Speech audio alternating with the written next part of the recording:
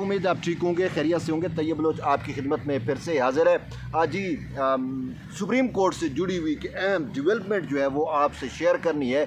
नैब तरामीम से मुतल्लिक supreme court of Pakistan की जानिब से गुज़िश्ता समात का हुक्मनामा तो जारी कर दिया है, लेकिन इस हुक्मनामे में सबसे अहम चीज़ जो है वो जस्टिस मंसूर अली शाह का नोट है। जस्टिस मंसूर अली शाह ने जिस तरीके से कल समात के अंदर उन्होंने फुल कोर्ट बेंच बनाने की जो है वो फुल कोर्ट बेंच बनाने का उन्होंने वादे तौर पर और अपना पॉइंट ऑफ व्यू पेश किया था। और चीफ जस्टिस उमर अता बंदियाल की सरबराही में ये जो 3 रुकनी बेंच बनाया गया था, जो नैब तरामीम पे समाअत कर रहा था, उस पर अपने तहफ़्फ़ुज़ात का इजहार किया था। वो भी उस बेंच का हिस्सा है ख़ुद, यानी chief justice Umar Ata Bandial, justice जाजुल Hasan और जस्टिस मंसूर अली शाह पर यह मुश्तमिल 3 रुकनी बेंच था।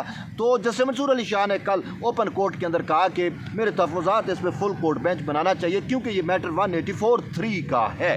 ठीक, और इसी पर आज जब तफसीली यानी कि रिटर्न आर्डर आता है तो उसमें जस्टिस मंसूर अली शाह का पूरा इख्तलाफी नोट जो है वो उस फैसले का हिस्सा होता है। और उसने इख्तलाफी नोट में उन्होंने जस्टिफाई करने की कोशिश की कि मैंने क्यों फुल कोर्ट बेंच की इस्तदा की है, फुल कोर्ट बेंच का क्यों मैंने कहा कि चीफ जस्टिस को बनाना चाहिए। और वो आइनी और कानूनी तौर के ऊपर जस्टिस मंसूर अली शाह की ये जो बात है वो बड़ी वैलिड है, वो उसमें बड़ी मंतक है, वो लॉजिकल दुरुस्त है, क्योंकि वो भी यही चाहते हैं कि अहम नोयत का जो मामला है, नैब तरमीम का मामला है, पूरी पार्लिमान का जी तरमीम जो है वो अब स्टेक पे लगी हुई है, तो वो 2 या 3 जज को ये इख्तियार नहीं होना चाहिए बल्कि उसमें फुल कोर्ट बेंच बनाया जाए। और उसमें एक और लीगल चीज़ भी है कि ये मामला 184(3) के तहत आया। ये दरख्वास्त जो है वो 184(3) के तहत दायर की गई और 184(3) में मौक़िफ़ ये इख्तियार किया गया तरीके इंसाफ की जानिब से कि नैब तरमीम जो लाई गई हैं वो बुनियादी इंसानी हकूक़ के ख़िलाफ़ हैं।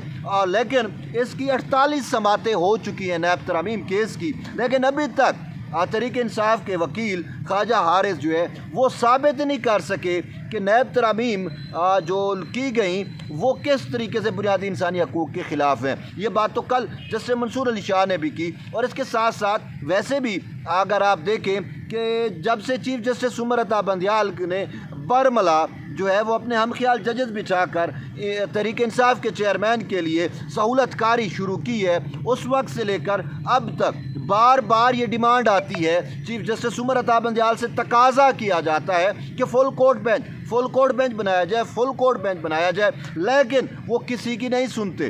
ठीक है, आपने पीडीएम की बातें नहीं सुनी, आपने पीडीएम के वकला को नहीं सुना, मुतअद्दिद केसेस में वो बाइकाट करते रहे, लेकिन फिर तो अब तो आपके अपने जजेस कहना शुरू हो गए, वो जजेस जो आप जितना ही जिनका वर्थ है वो कहना शुरू हो गए कि माय लॉर्ड इस पर फुल कोर्ट बेंच बनाए। लेकिन माय लॉर्ड जो हैं वो कहते हैं कि फुल कोर्ट बेंच नहीं बना सकता, मेरी मर्ज़ी, मेरा बेंच, मेरा इख्तियार, मेरा कानून, मैं जो भी करूं, मेरी सुप्रीम कोर्ट।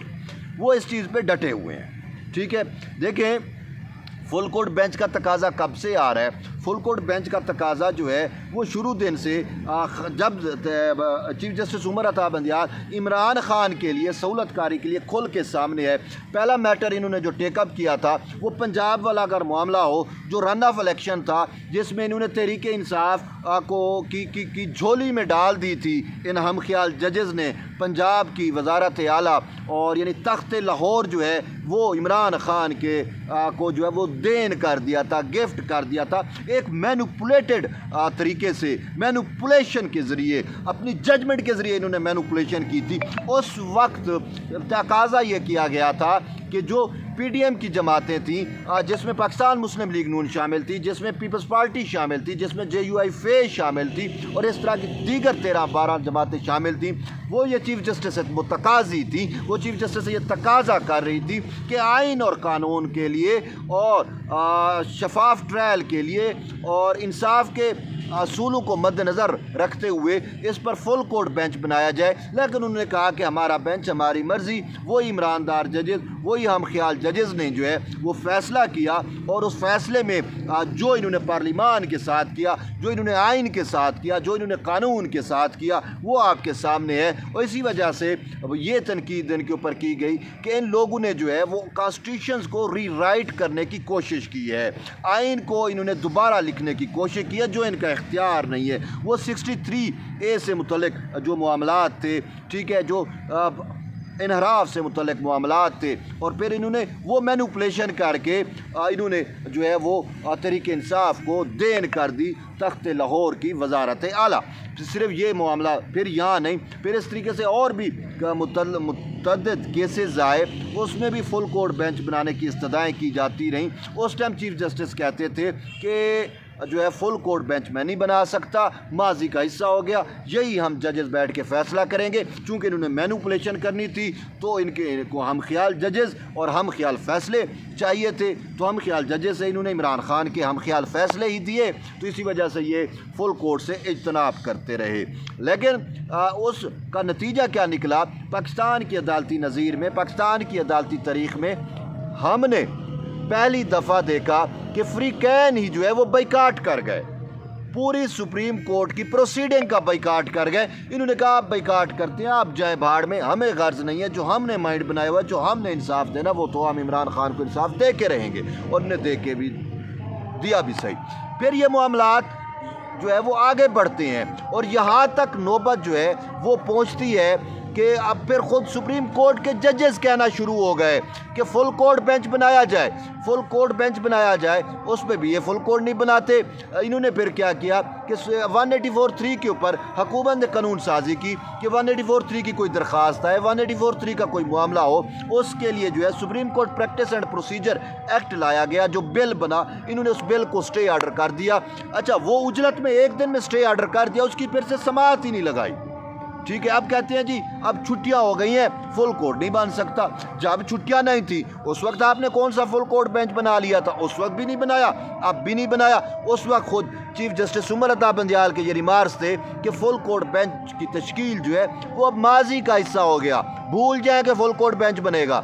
अब क्या हो रहा है कि मिलिट्री कोर्ट्स के से मुतल्लिक जो मामला है उसमें याह्या खान अफरीदी ने कहा फुल कोर्ट बेंच बनाओ, इसने कहा मैं नहीं बनाता।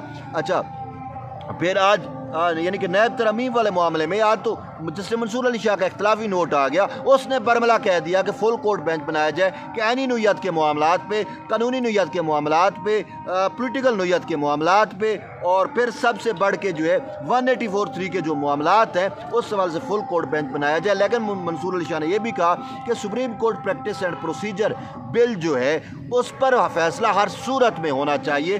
तो ये अब क्या करेंगे ये अब से मुझे समझ नहीं आ रही। लेकिन बात यह है कि बंदियाल साहब ने अपना माइंड तो डिक्लेयर किया है ना फुल कोर्ट पे, अब तो उसके पास चलो लॉजिक आ गई है, दलील वो ये देते हैं कि बेंच अवेलेबल नहीं है या जजेस अवेलेबल नहीं है। लेकिन बात यह है कि जब जजेस अवेलेबल थे उस टाइम PDM भी कहती थी, उस टाइम तो आपने जो है कोई कोर्ट नहीं बनाया फुल कोर्ट, कहते थे मेरा बेंच, मेरी मर्जी, मेरा इख्तियार, मैं जिस तरीके से चलाऊँ।